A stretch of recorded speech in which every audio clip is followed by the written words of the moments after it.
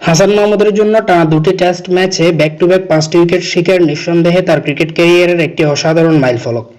পাকিস্তানের বিপক্ষে দ্বিতীয় টেস্টের দ্বিতীয় ইনিংসে 5 উইকেট নেওয়ার পর ভারতের বিপক্ষে প্রথম টেস্টের প্রথম ইনিংসেও 5 উইকেট শিকার করেছেন তিনি। এই কৃতিত্ব তাকে বাংলাদেশের দ্বিতীয় পেস বোলার বানিয়েছে, যিনি পরপর দুটি ম্যাচে 5টি উইকেট শিকার করেছেন, তাও আবার প্রতিপক্ষের মাঠে।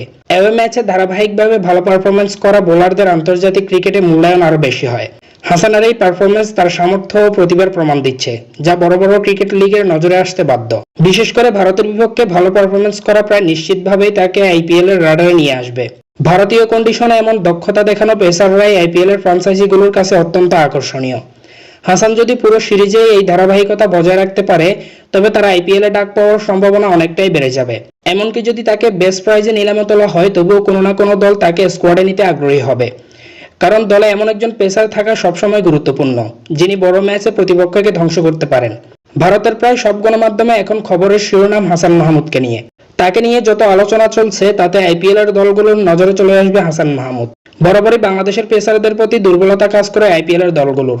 এর আগে বেশ কয়েকবার তাসকিন শরীফুলকে চেয়ে বিসিবিকে চিঠি দিয়েছিল আইপিএল এর বেশ কয়েকটি দল। এবার হাসান মাহমুদের প্রতি নজর দেবে আইপিএল এর বেশ কয়েকটি ফ্র্যাঞ্চাইজি। জানা গেছে তাকে নিতে 5 থেকে 7 কোটি টাকা পর্যন্ত খরচ করতে রাজি দলগুলো। এইদিকে তাসকিনের দল কনফার্ম, বলতেছে ভারতীয় মিডিয়াগুলো।